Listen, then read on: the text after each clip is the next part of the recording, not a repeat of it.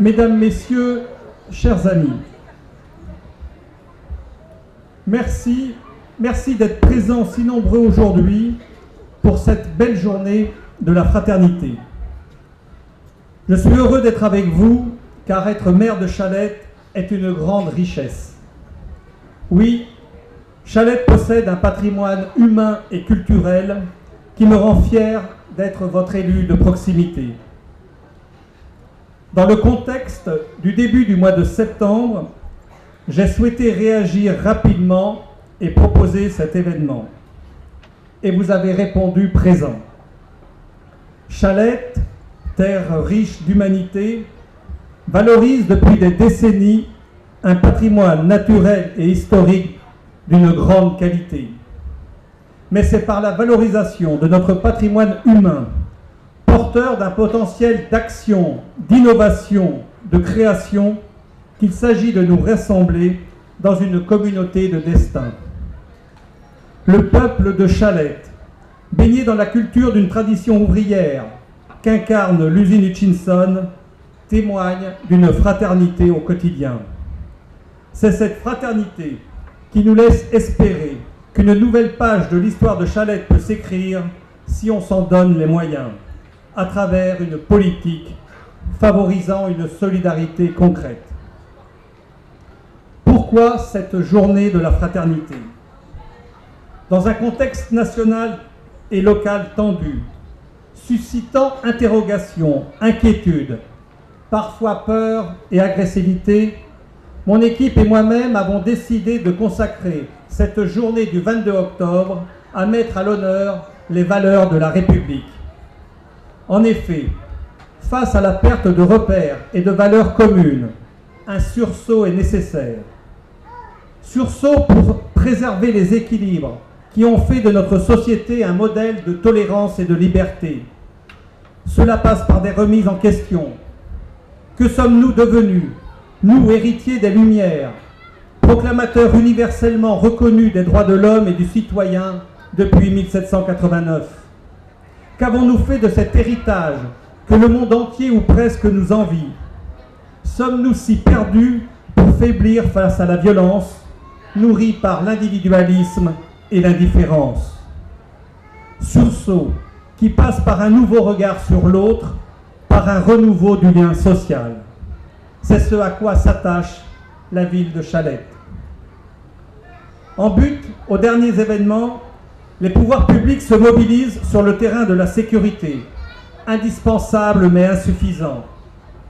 Il n'y aura pas de sécurité durable sans la grande ambition de reconstruire liens et repères. Fort de nos diverses expériences, nous savons qu'il est possible d'y répondre clairement, même si nous mesurons l'ampleur des défis à relever. Nous devons avoir l'ambition de donner toute sa résonance à la devise de la République. La liberté et l'égalité ne trouvent ainsi leur pleine justification que dans leur rapport à la fraternité. 2 siècles nous ont permis de consolider la liberté puis l'égalité.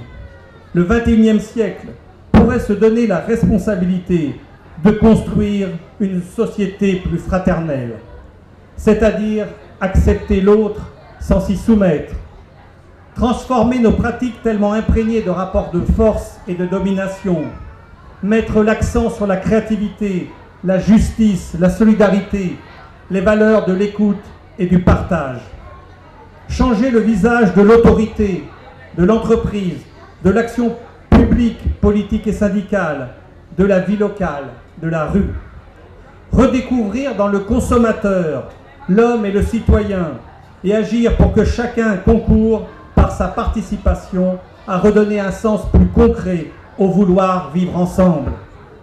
Il doit être possible d'incarner l'espérance républicaine et démocratique d'une fraternité du dire et du faire.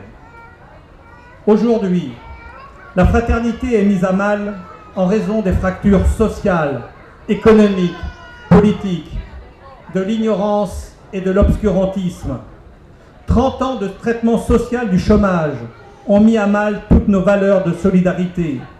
Avec 4 millions de chômeurs et 8 millions de privés d'emploi, la France sombre dans le populisme et la démagogie. Le choix économique et politique d'un chômage de masse et de son corollaire, son traitement social, dynamite l'État-providence. D'abord, parce que ceux qui vivent encore de leur travail ont le sentiment d'être de plus en plus exploités et de payer pour tous les autres.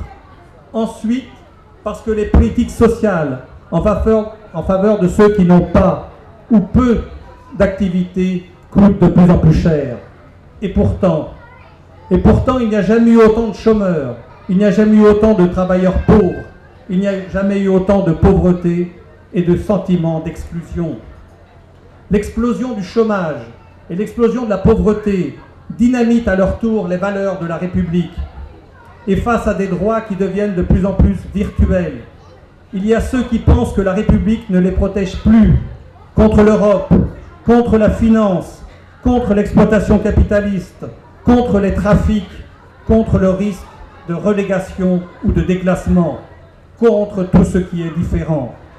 Il y a ceux qui excluent, discriminés, stigmatisés, socialement, spatialement, ethniquement ou religieusement, ne se reconnaissent plus dans les valeurs d'une République qui ne leur laisse aucune chance et aucune place. Cela entraîne la colère, le rejet de l'autre et dans l'électorat, un vote d'extrême droite ou l'abstention. Face à cette réalité, nous devons réagir.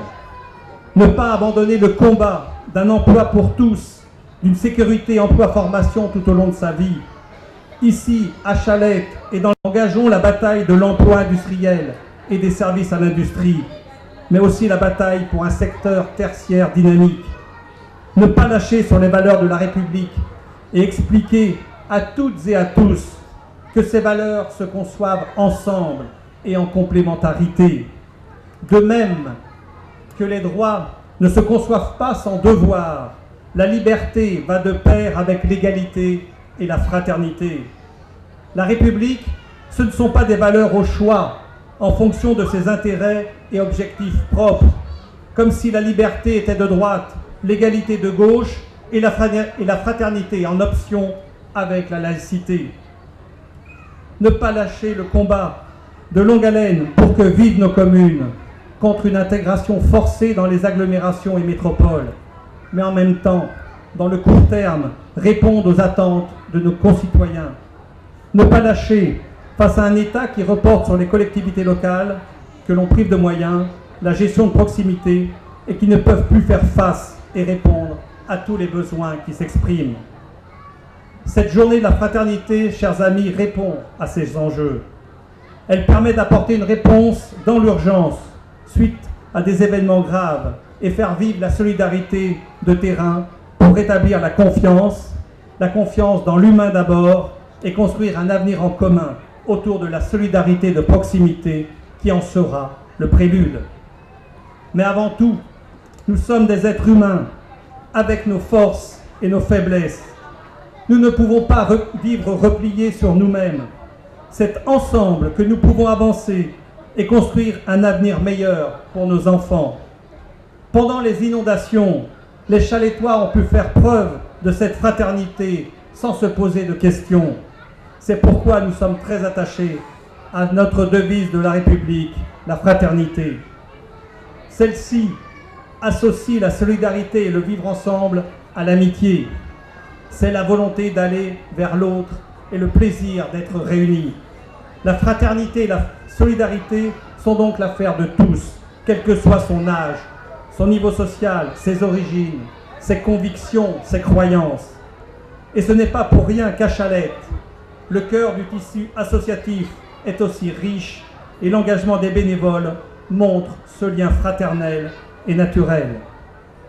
Aujourd'hui, je lance un appel à la population pour donner un grand élan à la fraternité et pour rester unis. Les élus et moi-même se sont engagés durant ce mandat à mettre en place un nouveau service de solidarité de proximité et je souhaite qu'il soit la continuité de cette journée. À Chalette, nous nous engageons à valoriser la convivialité, l'écoute, le dialogue entre tous les habitants à travers la multiplication d'occasions d'échange. Nous devons entretenir les valeurs de respect et d'entraide. À Chalette, nous avons la volonté de vivre ensemble, pacifiquement, le droit d'être différents, dans le cadre d'un socle de valeurs communes et partager celle de la République. Aussi, chers amis, c'est avec vous, les forces vives, vous les habitants, que nous allons faire vivre et développer ce nouveau service, car vous aussi, vous êtes force de proposition en la matière.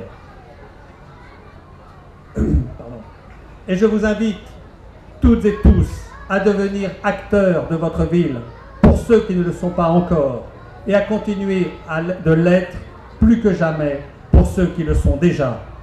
La fraternité peut être l'épine dorsale d'un véritable sursaut individuel et collectif. Tous ensemble, à Chalette, ayons la fraternité au cœur. Merci.